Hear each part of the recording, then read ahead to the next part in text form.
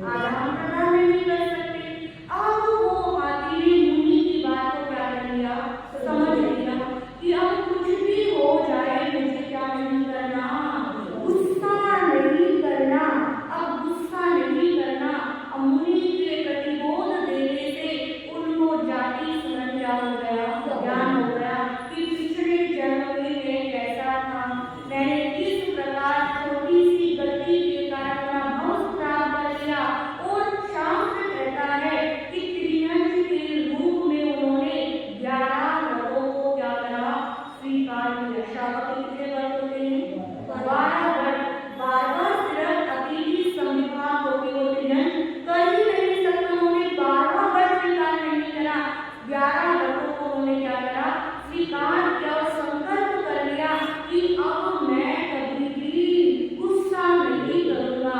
और जो उनकी भाभी का जीव था, जो भी हाथी बनी थी, उसने भी उस हाथी का क्या करा, अनुगमन किया। और धीरे धीरे कहते हैं उसके जीवन में परिवर्तन आ गया। अब वो सोचता है कि इस जीवन को मुझे क्या बनाना है, सफल बनाना है। हाथी के रूप में बेले बेले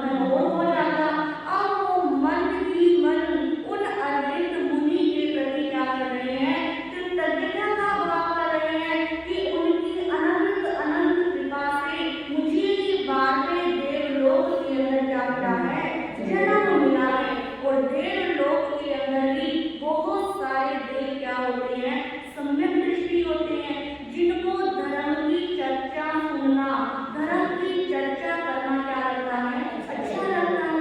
अब वहां पर बारहवें देवलोक के अंदर जितने भी सम्यक दृष्टि और देव थे, सब आपस में क्या करते थे, धर्म चर्चा करते थे। जो देव होते हैं उनको मनुष्य की तरह गतिविधि क्या नहीं लगती, भूख नहीं लगती। 16,000 वर्षों बीतने के बाद उनके अंदर सिर्फ खाने की क्या होती है, इच्छा होती है। और जैसे ही वो अमृत का नाम ले लेते हैं और भूख क्या हो जाती है, शांत हो जाती है। मनुष्य तो क्या है, आज के जीवन में तो न दिन का पता ना रात का पता, बस पूरे दिन इस पेट को क्या बनाया हुआ है, फटाफट अंदर जा रहा है। अब देव लोक के अंदर 16,000 वर्ष में एक बार क्या लग रही है, भूख लग रही है। और शास्त्र कहता है 8 महीने में एक बार क्या लेते हैं, श्वास लेते हैं। इतना लंबा उनका क्या होता है, श्वास होता है। क्योंकि आपने सुना होगा कि जो देव गति के जीव होते हैं, हमारे यहाँ तो पीढ़ी दर पीढ़ी क्या हो जाती है, बीत जाती है। उतने में उनका थोड़ा, उतने में वो आँख क्या करते हैं, झपकते हैं। इतना समय क्या यहाँ का क्या हो जाता है, व्यतीत हो जाता है। अब वहाँ पर देवलोक के अंदर बहुत सारे क्या है, कल्पवृक्ष भी हैं, जो भी इच्छा होती उनसे क्या हो जाती, पूरी हो जाती। सोचो, जैन धर्म के प्रभाव से एक पशु से क्या बन गया, देव बन गए। इतना बड़ा क्या है, हमारा धर्म है। और आज के समय में इंसान कर्म ऐसे कर रहा है कि मनुष्य होकर ही कहाँ जाएगा, नरक में जाएगा। हमें चिंतन करना है कि इस मनुष्य जीवन को हमें क्या बनाना है, सफल बनाना है। अब समय बीतता चला गया। अब उस शशि प्रभुदेव ने सोचा, देखा कि अब मेरे सिर्फ यहाँ पर 6 महीने की क्या है, बचे हैं। अब 6 महीने बचे हैं, उनको क्या नहीं होता, कोई जरा सा भी दुख नहीं होता। और उस सब भाव से अपने 6 महीने को क्या करते हैं, निकालते हैं। अब थोड़ी थोड़ी देर के बाद फिर मन में यही चिंतन है कि जब मेरी यहाँ से आयुष पूरी होगी, मैं मनुष्य जीवन लूंगा और फिर वापिस मुनि धर्म को क्या करूंगा, पालन करूंगा। फिर मुझे अपनी सारे कर्मों का एक ना एक दिन क्या करना है, त्याग करना है। और उन्होंने वहां से अपने प्राणों को क्या कर दिया, त्याग दिया। यानी कि 12वें देवलोक का समय व्यतीत करके 4थे भाव के अंदर उनको वापिस से मनुष्य का क्या मिलता है, जन्म मिलता है। और उधर हम कमट को भी देख लेते हैं कि उस बेचारे कमट का क्या हाल है। और 5वीं नरक के अंदर कमट क्या कर रहा है, रह रहा है। अब नरक के अंदर जितनी भयानक क्या होती है, स्थिति होती है, एक दिन के अंदर हजारों बार इस शरीर को काटा जाता है, इस शरीर को भारों से क्या करा जाता है, छेड़ा जाता है। जब प्यास लगती है, अपना ही खून गर्म करके क्या करा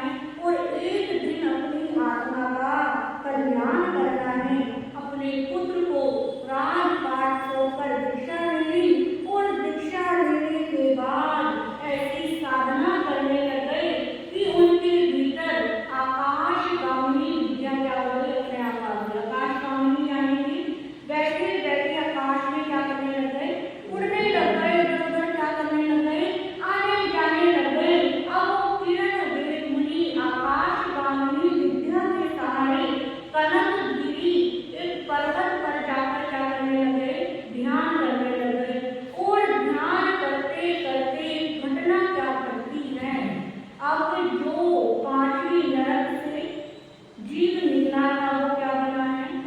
अजगर बना है। अब वो भी घूमते फिरते क्या हो गया? वहीं पर आ गया जहाँ पर किरण वेद मुनि क्या कर रहे थे? ध्यान साधना कर रहे थे। अब जैसे ही अजगर ने उस मुनि को देखा कि क्या आ गया? वह जागृत हो गया। अब मुनि तो क्या कहते हैं?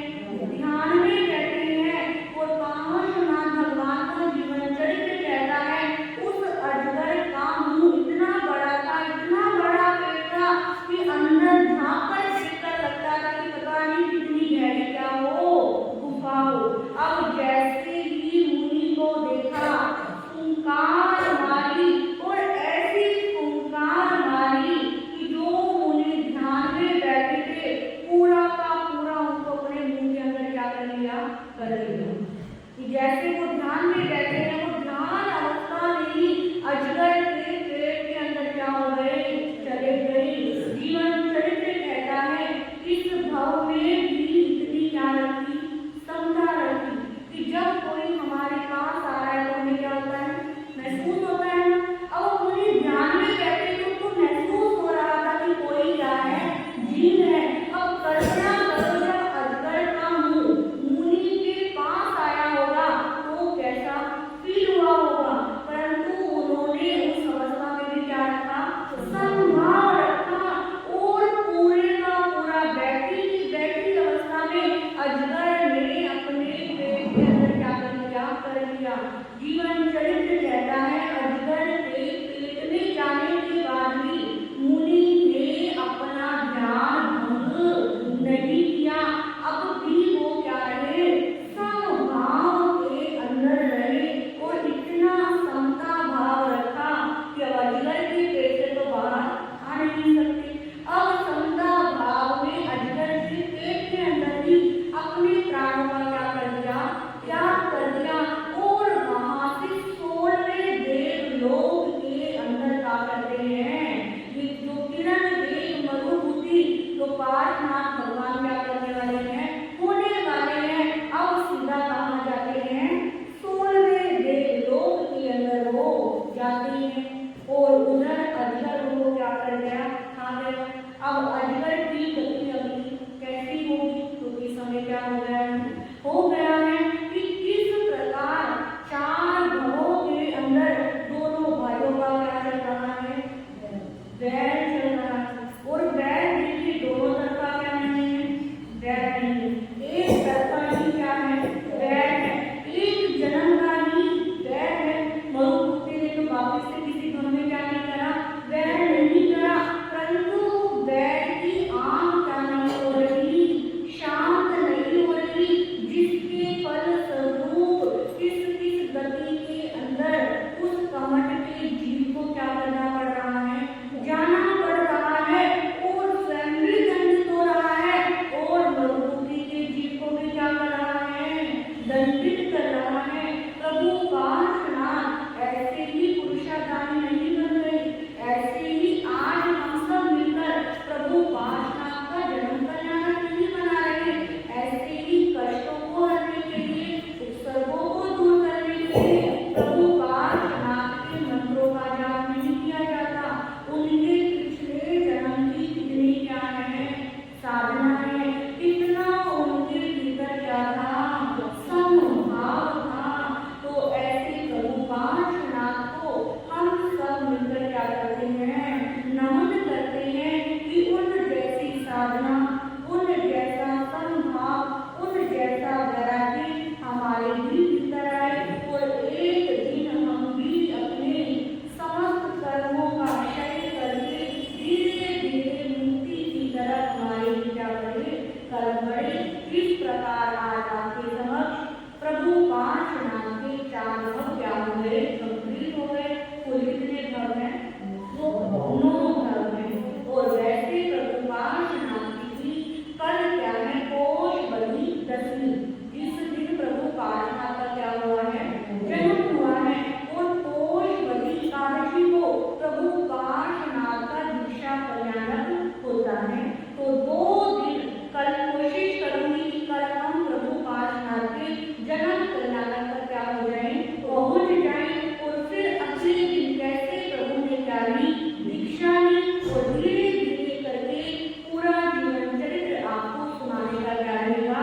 याद रहेगा।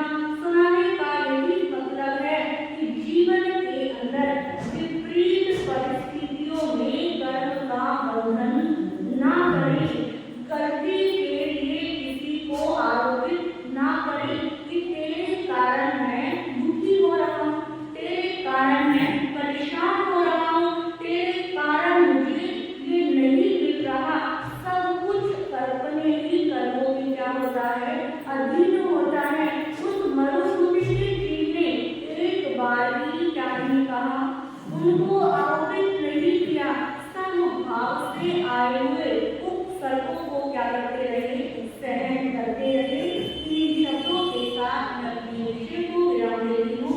बोलिए चिंतामणि श्री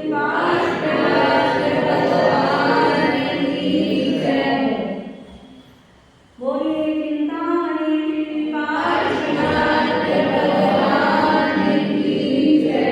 तो आज हमारी बहन को क्या हो रही है, छुट्टी आ गई है। उन्होंने हमारी बात मानी और घर में थोड़ी सी क्या मानी, छुट्टी मानी तो बतानी आपने दे करोगे। तो थोड़े से अपने जो भी मेंबर्स हैं समझ रहे हैं, सबको थोड़ी थोड़ी क्या दो, प्रेरणा दो। क्योंकि जब सामने अच्छी जगह बैठे होते हैं तो सुनाने में क्या आता है, अच्छा लगता है। सुना तो है, चाहे दो आओगे चाहे चार आओगे, तो सब जने आओगे तो सबको एक साथ सुनने से ही, सुनना भी क्या होता है, आनंददायी होता है। क्योंकि सुनते हैं तो भाव क्या होते हैं, परिवर्तन होते हैं। और ध्यान 1 घंटे के लिए यहीं पर क्या रहता है, बना रहता है। संसार के काम करने के लिए 23 घंटे, सिर्फ 1 घंटा क्या कर आपसे मांगा है। 1 घंटा तो क्या कर सकते हैं, दे ही सकते हैं। और कुछ दूसरा क्या, बोलिए भगवान महावीर स्वामी की जय। आज का सामूहिक प्रचार के अंदर आज 50